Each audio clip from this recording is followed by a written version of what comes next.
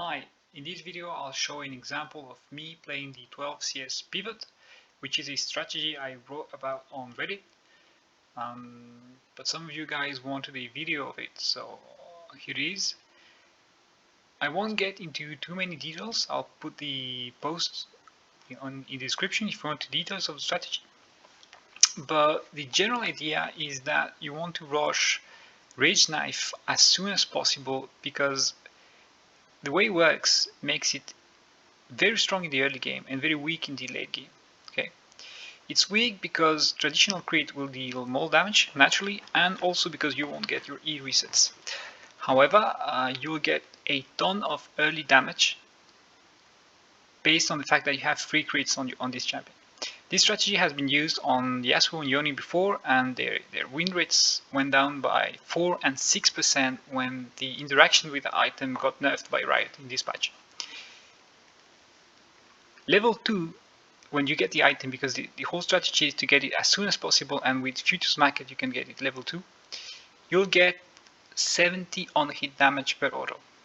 So the idea is to force long trades that are unmatched in the early game by any other champion. Also, by using TP and refillable potions, you can force a tempo on the game that is really on your decision. Okay, the differential strength that you'll be able to create between you and your opponent is very important. I chose this game for the example because I think the strategy shouldn't work here. Okay, I'm playing mid lane against a Oriana with phase rush. So by nature, our exchanges won't be long. It's not like I'm playing top lane against tank and I'll hit them 10 times with my auto attacks. She will proc phase rush, she will slow me, and I won't even be able to use the unhit that well. Yet, let's see how it goes. Here,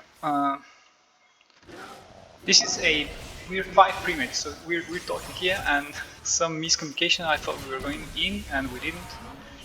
That doesn't really matter, but I do start the laning phase with quite a bit of health missing. Okay, it's almost 150, which is more than a refillable health pot.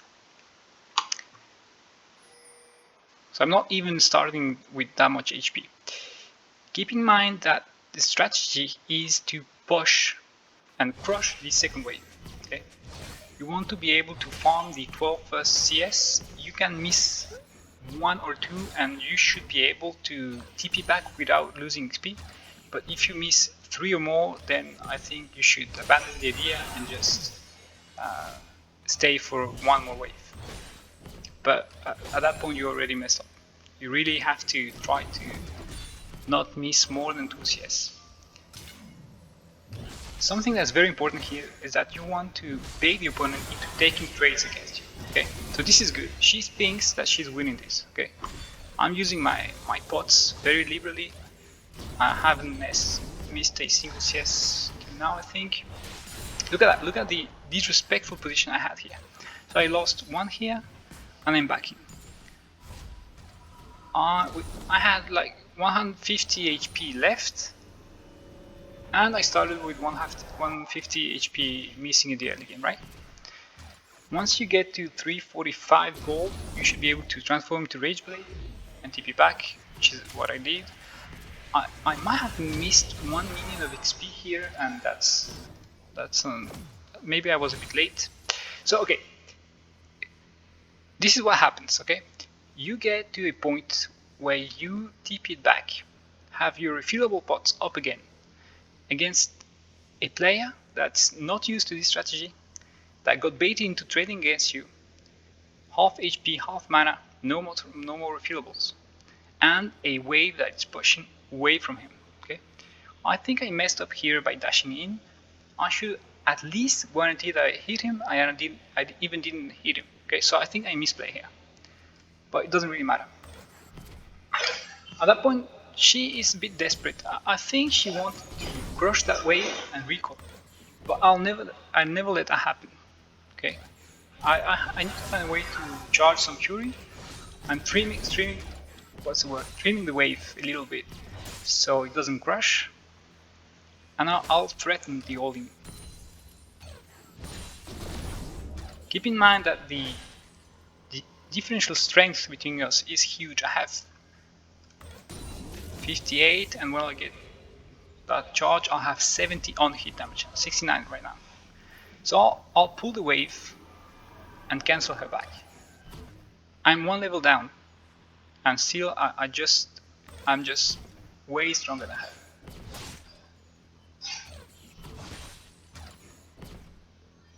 This wave is slow pushing still, and she's very gankable at that point. Well, my Nunu is trolling, but that doesn't matter. Actually, it was a decent gank. Same scenario here. You see that auto? That's one auto. And I'm one level behind her, because I was letting the wave in that spot. Imagine that with a long trade. Imagine if I just ghost and she doesn't have a way to cancel that. I can just die her. Boom. So now she definitely has to back. She has to back and use her TP into lane. Imagine if she has something like barrier or exhaust or something like that. At that point the lane would be open. I'm not sure if that tower shot to cancel the back was worth it. I think it is, because it guarantees that she won't be able to TP back on time to cancel this push. So I can just crush this huge wave and recall. If you look at the CS, I have 38 to 17. So she'll get most of this, I think, and if my memory serves, I think at the end of this, I get a 15 CS lead. Yet, when she backed, she didn't have all that. So again, I back with a huge advantage in gold. Also, the timing of the backs really favors me, because no one can match a back with this item in the early game. So she's forced into these kind of weird items, and I had a game against the Renekton top which really went the same way. The Renekton had like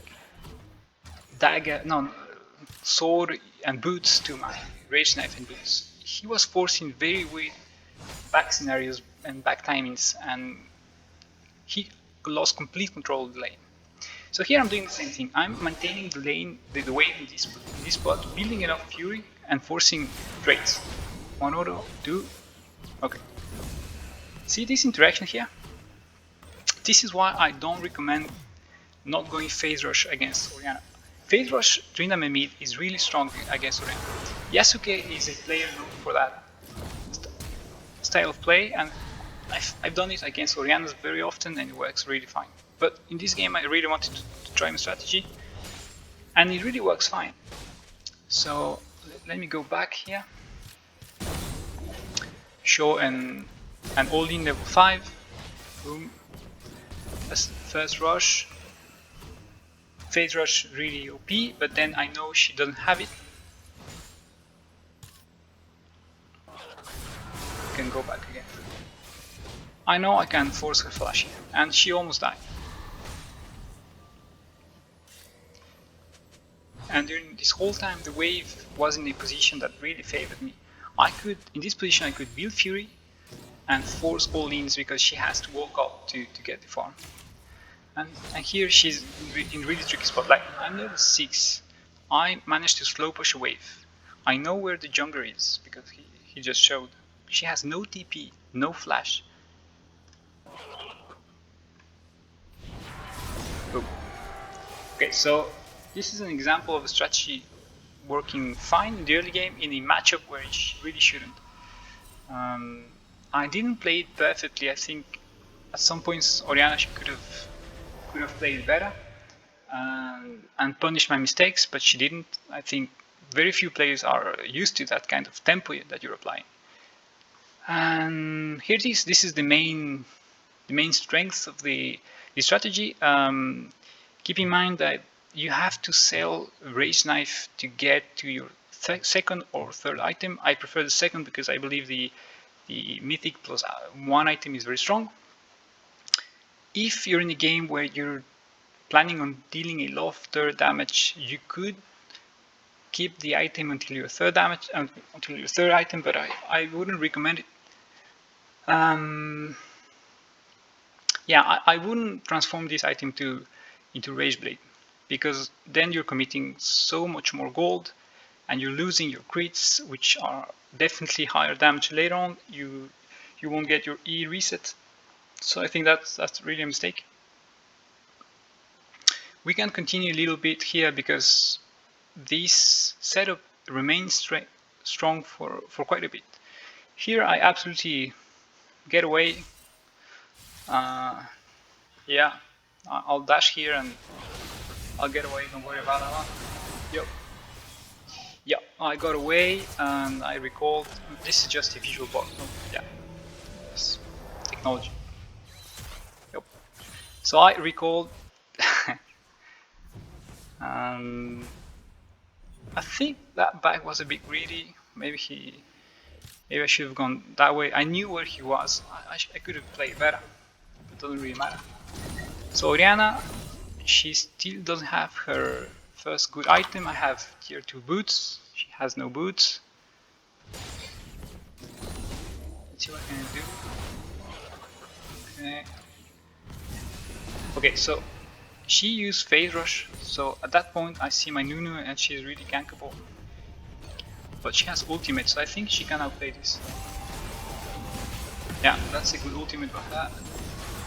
I have no R, so I don't fully commit, but it's okay. I mean, I have a lot of sustain with my kids, so I'm fine with this. Plus the wave, once again, I could just freeze it and force a gank. It's too low. Okay.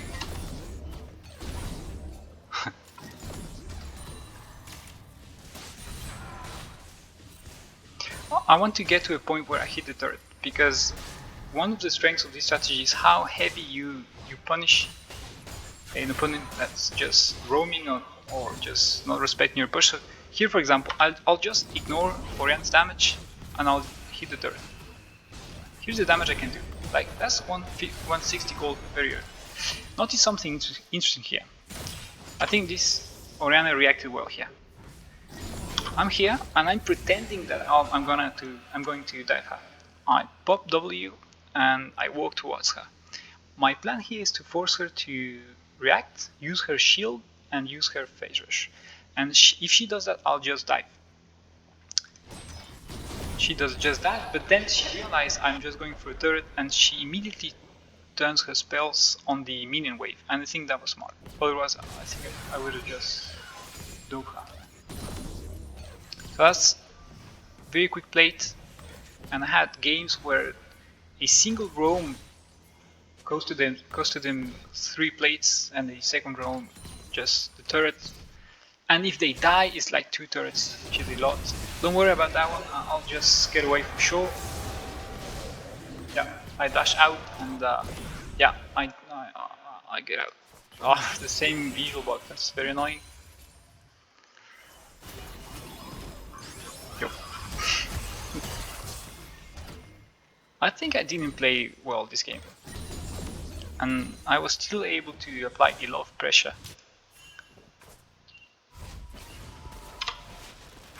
Okay, so this is another interesting dimension, and it shows why this setup is powerful.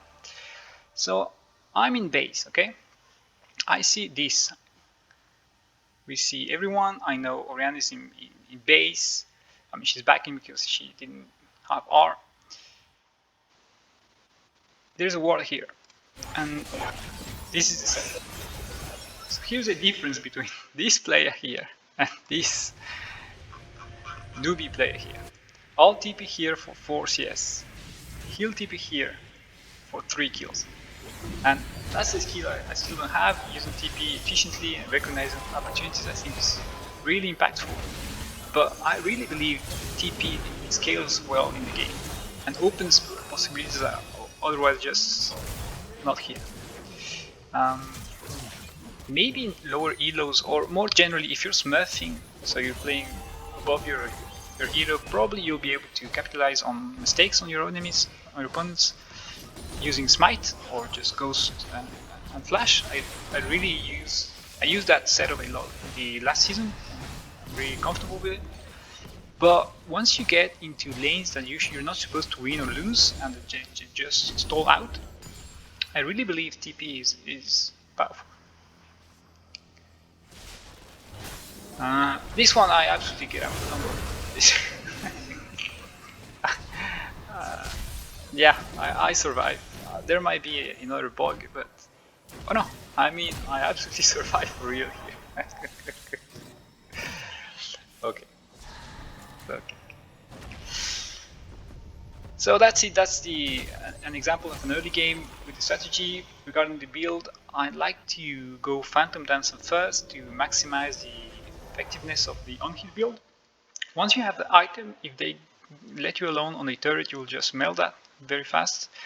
Um, but I'm not sure if this is optimal. Maybe since the other items that are becoming meta are so powerful, maybe you shouldn't do that. I don't know. I really like the playstyle, the movement speed, the attack speed that this setup provides. What bothers me is the third and fourth item because you generally want Navori and Infinity Edge and a Mythic, and yeah, you have to delay one of them to get to that point. So Phantom Dancing in general feels strong, but it's like an early game gambit, and you'll pay it in the mid to late game. Well, here it is for the strategy. See you soon.